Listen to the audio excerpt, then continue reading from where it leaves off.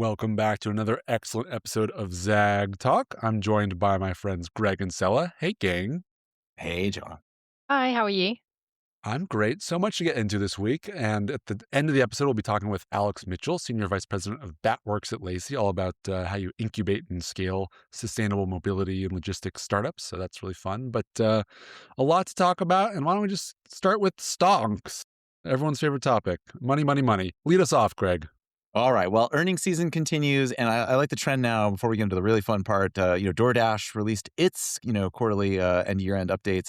38% rise in revenue year over year. The stock pops 9.9%, and just as Uber, of course, put out a special addendum here on how AVs are really an opportunity for them. CEO Tony Zhu from DoorDash put out his own little shareholders letter talking about the autonomous delivery platform, how they plan to get deeper into robotics. And of course, they're going to basically, I guess, try to rebuild their platform to avoid a wonder situation where they've got like multiple brands on multiple IT systems. So lots of tech integration there. But the euphoria, almost 10% stock increase, was short-lived because less than a week later, some substackers at Citrini Research, who we've never heard of before that, put out, I love it, a whole scenario here imagining how runaway AI adoption would basically lead to a sort of deflationary spiral. Mass As unemployment. of course, there's nobody left to buy the stuff, folks. And literally wiped off at least $1 trillion in shareholder value off the markets, which as of taping are recovering here from this. But just goes to show how jittery the whole market is. But it's interesting that one of the examples they picked was DoorDash. And the argument here, and so we get into it, is that DoorDash was sort of the poster child in this scenario of disintermediation because agents were able to go out there and instead of paying 25% fees to DoorDash, they could negotiate directly with the restaurants themselves. And in a world of trillions of agents, all these kinds of double-sided marketplaces are happening all the time there.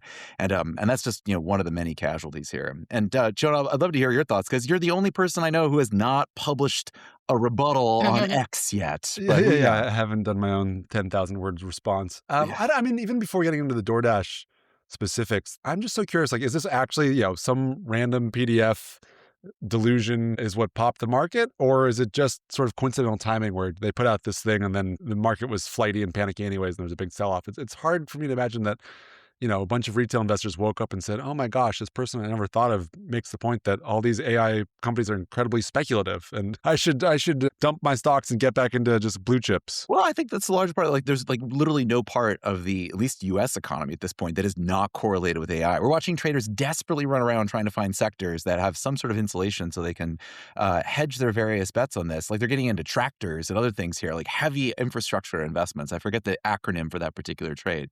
But yeah, I think see. I mean, Goldman Sachs just launched their own index that was non-AI companies, and I think it already excludes half of the market because the big four are 15% of the entire market cap of U.S. stock markets alone. So, not AI is a very small and shrinking category. Well, exactly, but it gets back to the notion of I think the market is so jittery. It's begging for excuses to sell off at this point. It's looking for reasons around. And so it's just sort of interesting that DoorDash, along with Visa, MasterCard, anybody who basically charges a fee, anybody who's seen as an intermediary was basically caught in the particular crosshairs of this latest sell-off. But, we'll see what tomorrow brings. That one to me, it feels like a misunderstanding of how a marketplace kind of creates value, at least the DoorDash example, in the sense of yes, you could have thousands of agents negotiating to find you a driver willing to get a better rate and a restaurant willing to work with your robot on the phone. But I don't know, it works when you have everything on the same place at the same time. And so you don't want to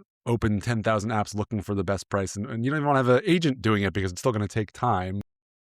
Well, see, that depends. It's a whole different paradigm shift, and that's where I think the pushback's been interesting. I mean, this is where I would advise listeners, go back and dust off or find on eBay your copy of the Clue Train Manifesto from literally 25 years ago, where they imagine instead of the Web 2.0 of the stacks and ad tech and cookies and collecting this, they imagine that you would have an agent who on your behalf would go out and say, yeah, I want the meal for the best price. That's the shortest delivery time, and you would specify it. It would negotiate for you and bring it back. Now, the question is, can we build it with Claude and model context protocol and agents and all this stuff? I mean, maybe, probably not. Incumbents will want to keep this. But yeah, this is the tension, right, between network effects and a potential disintermediary model of the two. And no one knows what to think, and they're all panicking at the moment. I also think it's also people seem to misunderstand like how much money it costs to have someone move your food around the city, whether it's a person or a robot, whatever. And so, yes, you sort of complain about the take rate, whether it's the tip for the courier is too high or DoorDash and Uber Eats are taking too much. But like this stuff costs money. And like, yes, platforms are finally profitable, but it wasn't just like oh, it's so easy. We'll just do this and we'll be profitable tomorrow thing. So I just think that even if you disintermediate, it's not just going to be like, oh, and everyone saves money and we all win. I can forget about the Claude bot, deleting all my emails.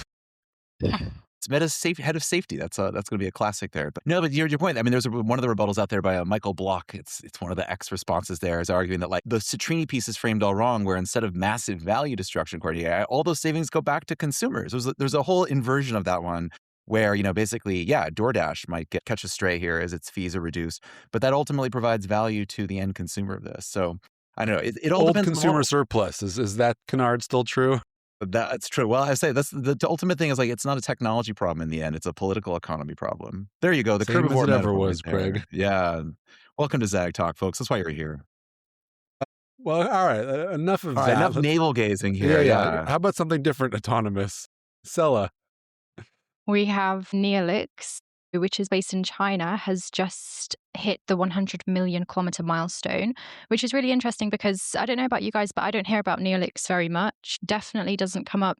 Yeah, Greg, I know that you at Commotion they came up, right? Yeah, no, they were a presenter at Commotion. They were on some panels there. I finally got to see it in the metal. I've been a big fan of Neolix since the pandemic when they had those things rolling around Shanghai spraying disinfectant and stuff. But yeah, what do you think of them as a business and a technology? Because like they are like that to me is like the future of autonomy right there. Autonomous stuff, like it's just a thing, and we've had fun with the various videos of Neolix's barreling through sidewalks. Yeah. They're achieving those 100 million kilometers without any regard for stop signs or road safety or pedestrians. But like that's the weird future. Like a future of autonomy is not like a Jaguar all sleek. It's like this Neolix tank. Like it's on a dirt tank road. missing a wheel. Yeah, exactly. It's already completed its delivery 90 million miles ago, but it just can't stop. Yeah. But also they're literally making the thing. I mean, they're making a new form factor and they're in the tens of thousands of units. Like they're at a pretty decent size. Like 16,000 vehicles, 15 countries. They just raised like another $100 trillion seemingly. So they're a monster. Yeah. Also, if I missed it, they're going to the global south. Like there's no discussion there about a U.S. entry out of this. Like they're going to go to emerging markets and they're going to bring autonomy to the rest of the world while we're still dallying around Waymo, which we'll come to in a moment. But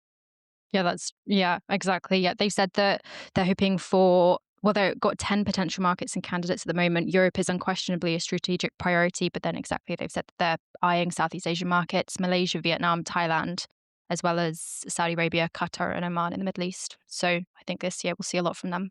I cannot wait to get a viral video of like a Neolix encountering like an elephant on 8 lanes of stop traffic in Bangkok. It's going to be great.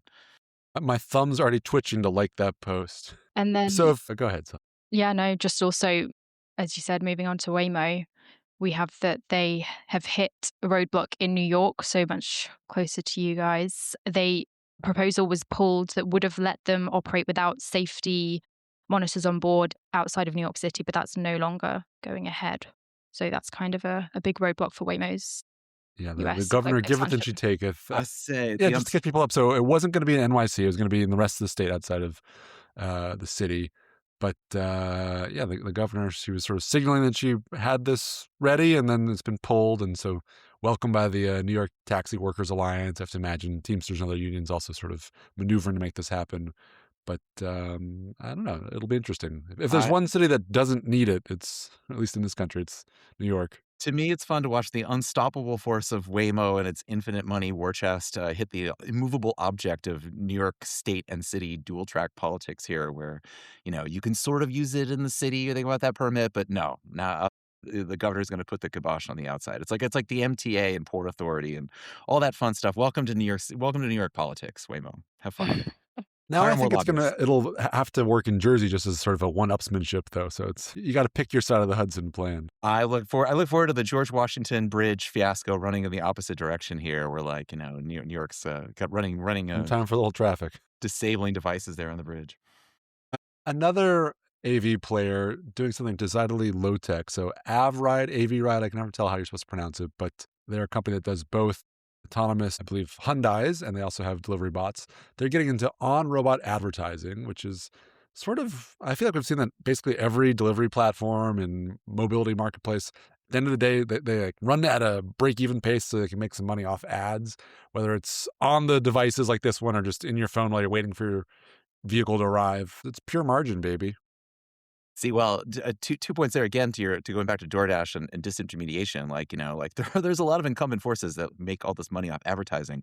To your point, I was just reading, I think Walmart in 2025 made $6.4 billion in revenue from advertising, which is more than Snap, 5.9 billion. Not the food stamps, but Snap, the advertising new media company.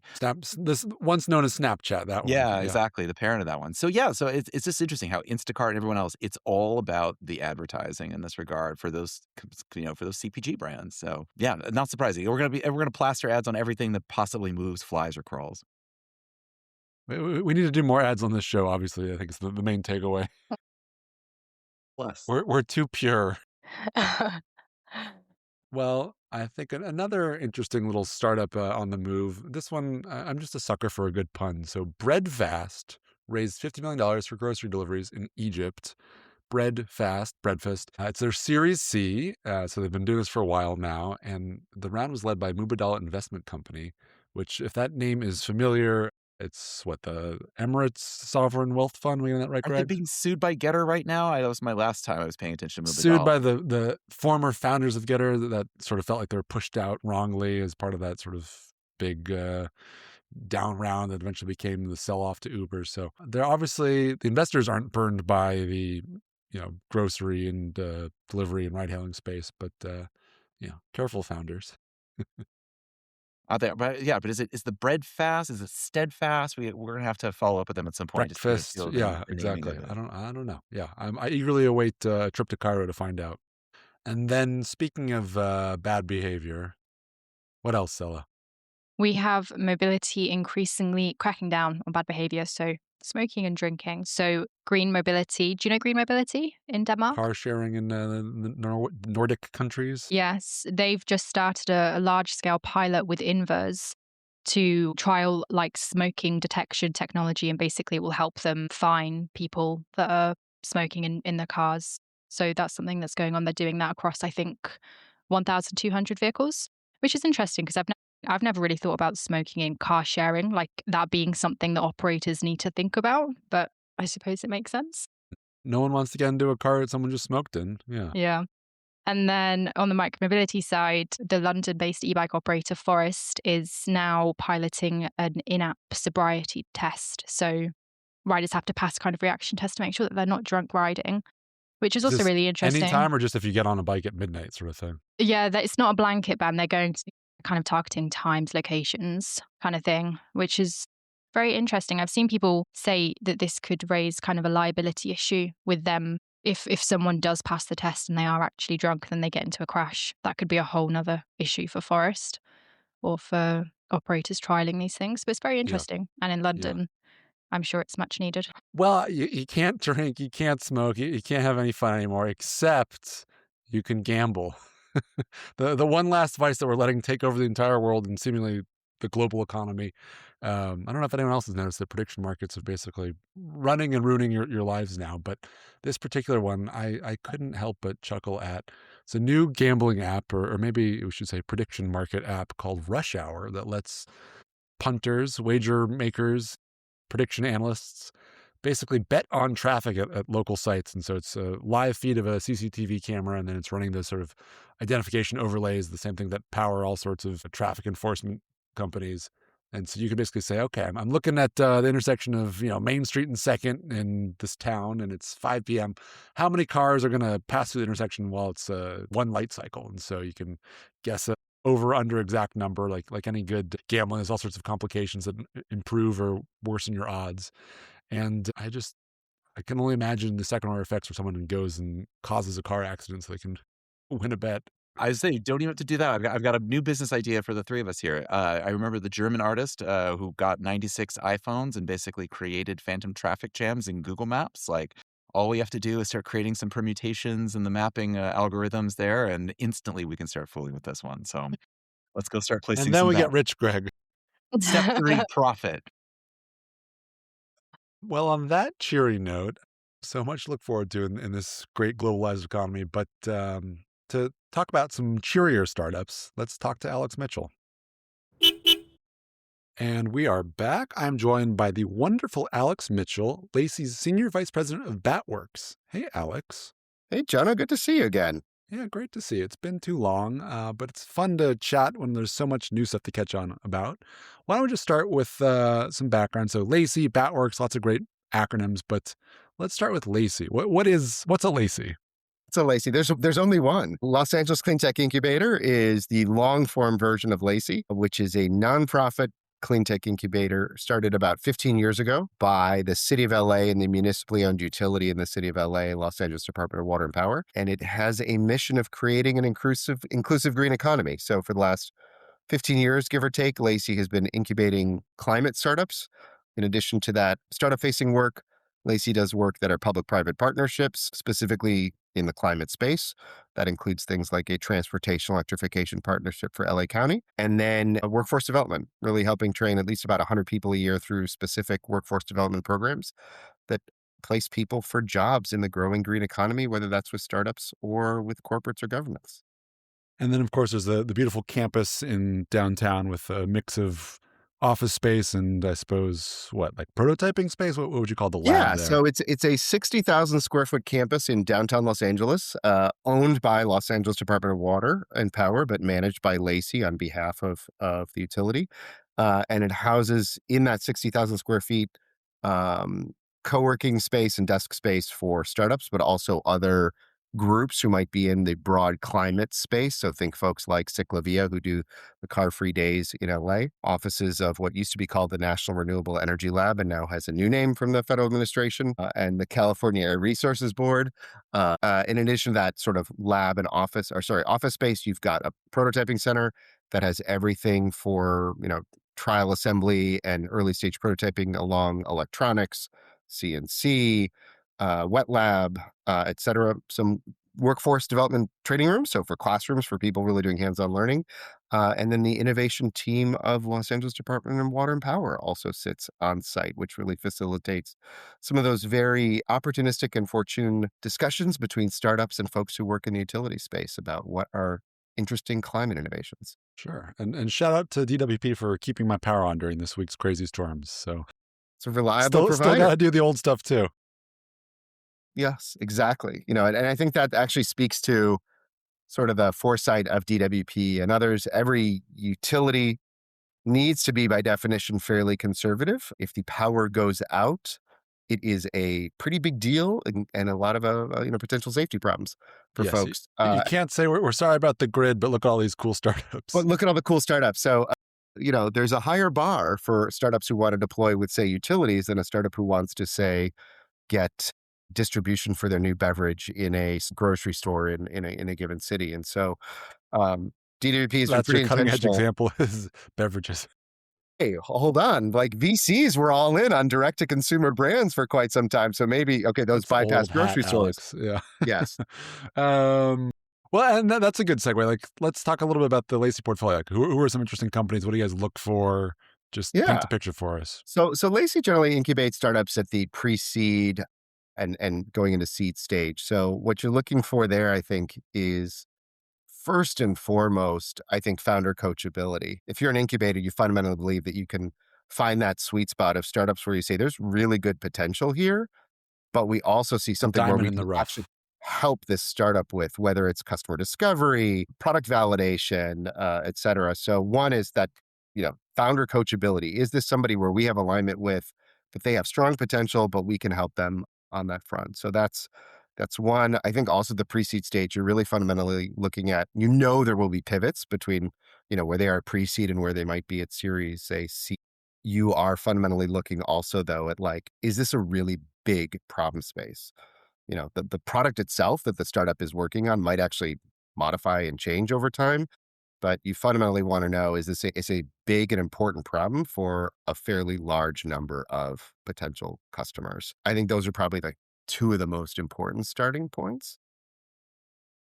And I'm And not then going to your make you list. pick favorites because daddy loves them all, I know, but are there particular startups that listeners might have been familiar Yeah. with? Yeah, it sort of spans the gamut of everything from zero emissions transportation, clean energy, and even like circular economy. So if you look at the circular economy space, you might be seeing a brand on the shelves at Costco, et cetera, called Repurpose, which is compostable tableware, dinnerware, that sort of stuff. So that's a consumer facing company that's been on shelves now for several years, one of the earlier companies in the portfolio. You've also got Ampere, which is a LACI startup that now is based out of Long Beach and is building hybrid electric planes for short haul aviation, and companies like Spark Charge, which do really EV charging infrastructure, including for those difficult to install situations that fleets sometimes find themselves in.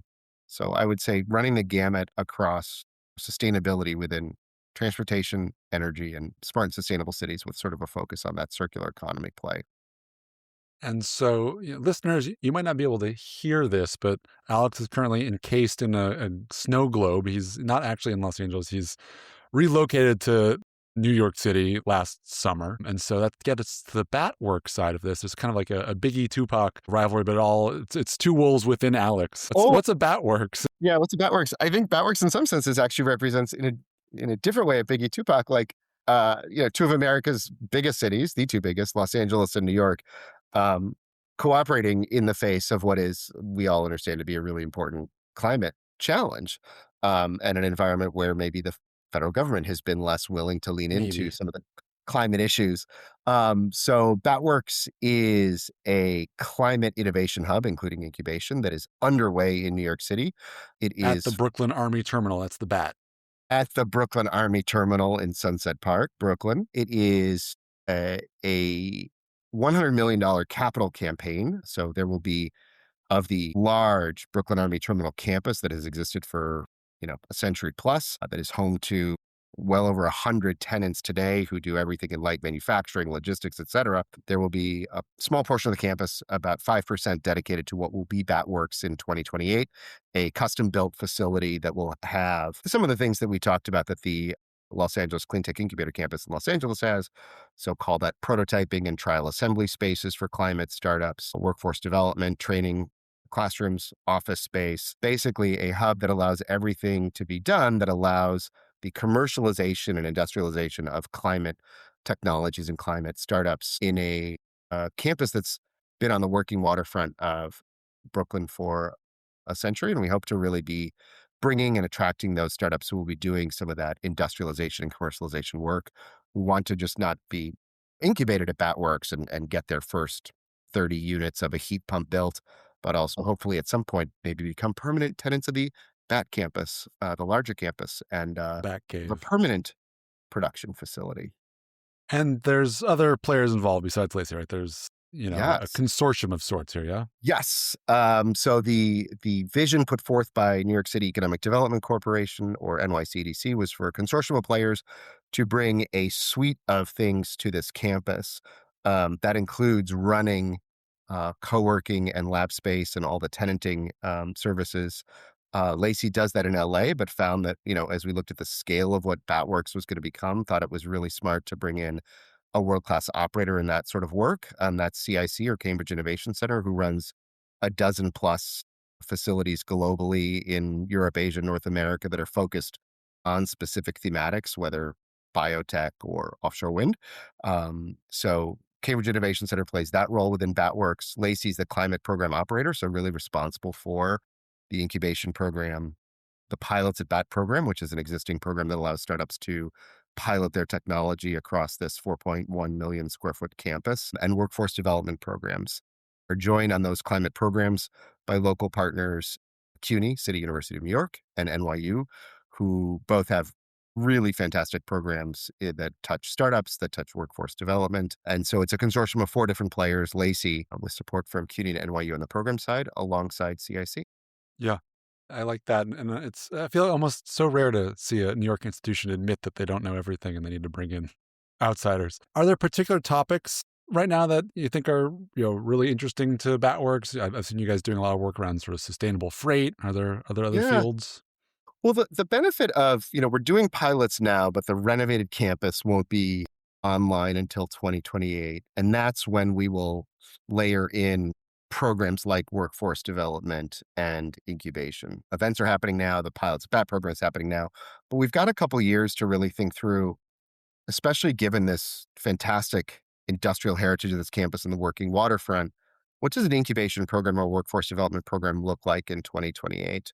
And are there red threads across those that really tap into where the community's got strong interests and where sort of business model technology and policy might be heading? We know that zero emissions transportation, we know that clean energy, and we know that building decarbonization will be some of the focus areas for BATWorks. But we're really thinking about how do we make sure we've got something that's truly globally competitive and globally impactful, again, while honoring that place-based innovation. So we're doing a series of workshops this year, have done one, maritime decarbonization, have another one coming up around microfreight, and we'll do similar sessions in the space around building decarbonization, et cetera, to get more granular and really solicit feedback from everything from venture capitalists to community members to startups to policymakers about if you have this fantastic world leading incubation and innovation hub being built, and you know you're going to be doing incubation, you know you're going to be doing workforce development, how can you be most additive in helping accelerate our sort of response to the climate challenge? Sure. And, New York City's been, I'd say, at the forefront domestically in terms of trying to push local deliveries to cargo bikes, to trying to use the rivers for a blue highway kind of transportation. Are the programs that you guys are running and the companies that you're trying to get up and to speed, is the idea that they then tap into that local ecosystem, or is it really meant to then take it to the world? I think it's a little bit of both. Certainly, one of the fun parts about New York is the scale is so large that it's pretty easy to envision a company that can continue taking their growth trajectory just from the opportunities within New York City. Take a look at companies in the microfreight space like Dutch X. They've continued to find opportunities to scale within New York City because the opportunity there is so large around, blue highway deliveries and microfreight for last mile. That's not to say that there aren't other cities in the US, for example, or globally, right? We know that there are other cities in Europe in particular who do a pretty good job of some of this stuff. But I think there's opportunities for New York City to be a leader to inspire other cities. You take the Blue Highway initiative that New York City's got. I think there's some residents there for cities like Miami and Seattle to think about, and even across the Eastern Seaboard about how do we think about revitalizing some of these waterfront assets to help get, heavy duty trucks off the road and help move some of this goods via, the piers that we've got that need, to be revitalized. Sure, sure, sure. And so I would say one through line is that a lot of these startups, a lot of these programs involve public-private participation, collaboration. Is there, obviously this is a, a lifetime's work, but any things that you could teach startups about working with the public sector and any key observations?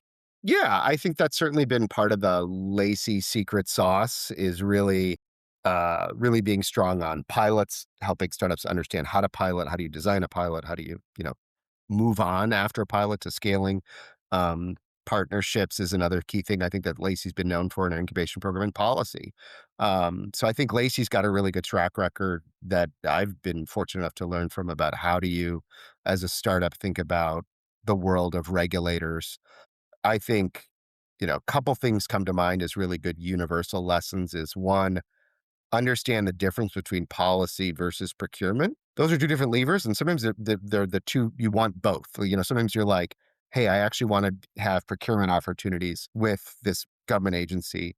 Sometimes you just want to make sure the policy framework that you work in is suitable for what you're doing.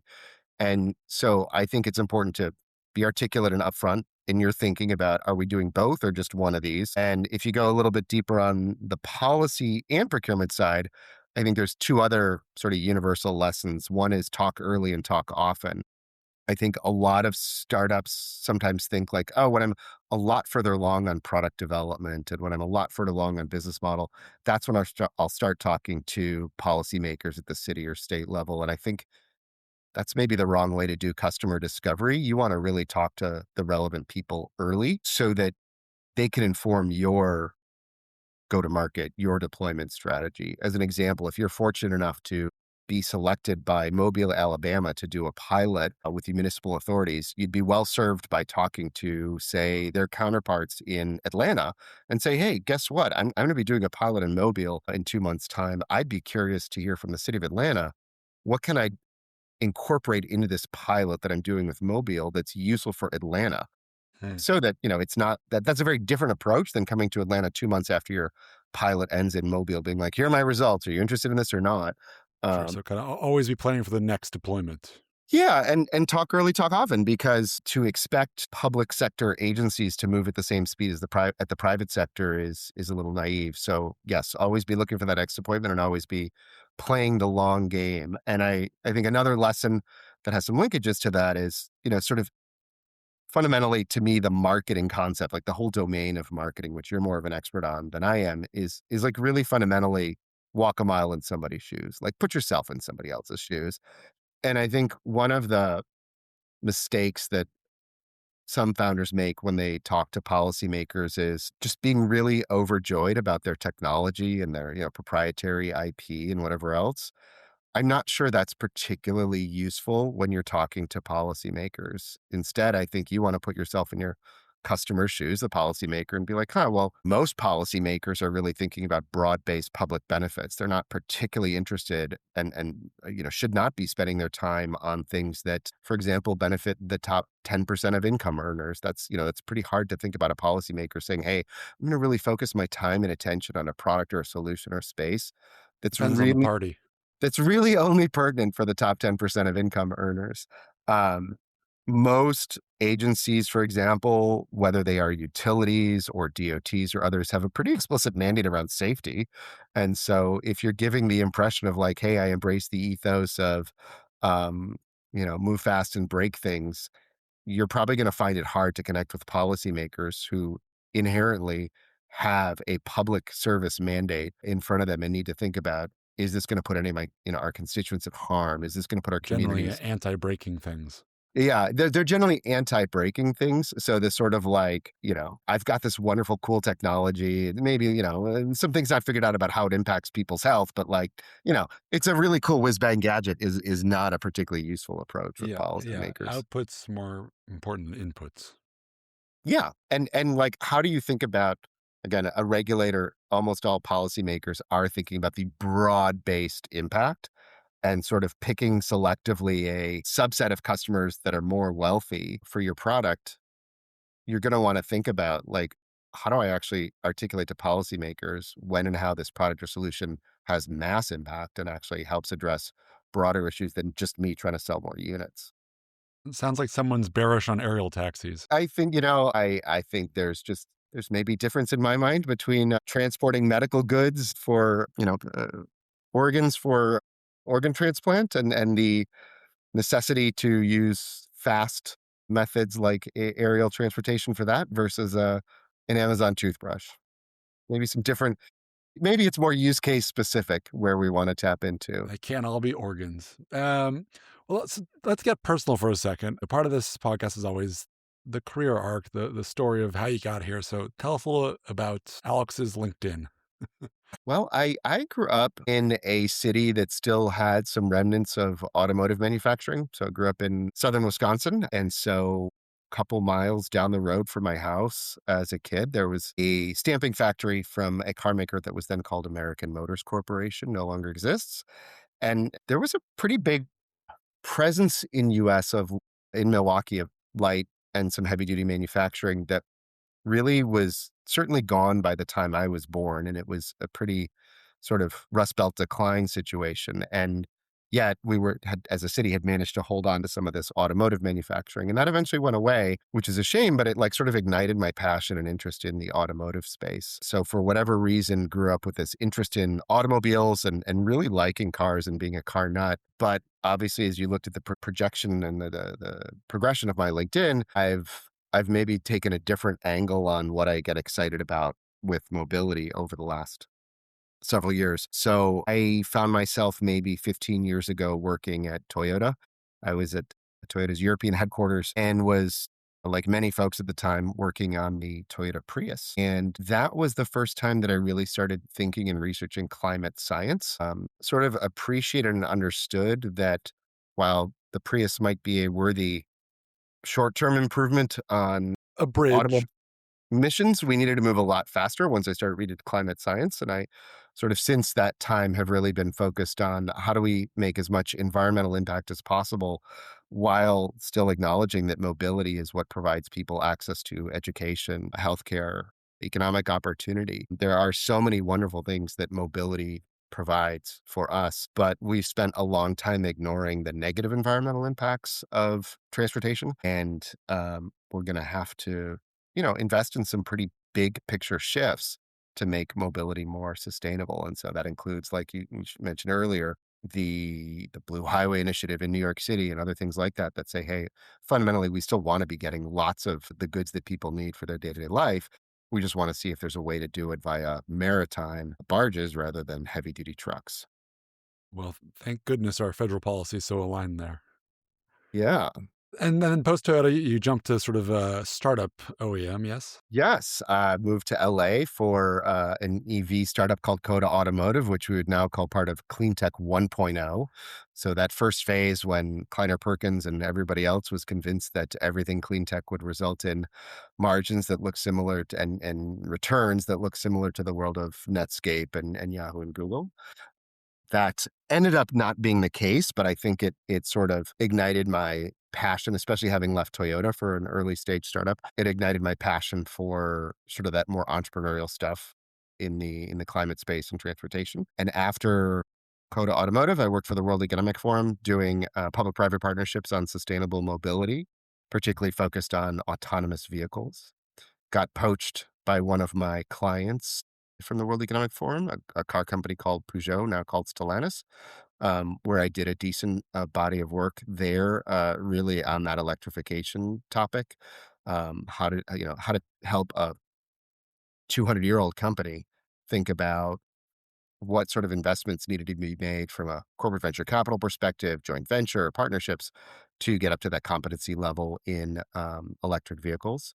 And ever since coming back from that Peugeot assignment, I've been working with LACI in a variety of different roles, but really all fortunate to be linked to that sustainable mobility and working with early stage innovators and figuring, how do you get this to scale? Yeah. Yeah. And you briefly dabbled or considered dabbling with being a solo GP. What was that brief delusion like? That brief solution was an interesting lesson in sort of like the founder journey, as somebody who works with a lot of founders, being on the other side of it myself as a founder of sorts, and really sort of liking parts of that founder journey of trying to work on setting up a venture capital fund, et cetera, but also really not falling in love with the doing it solo part.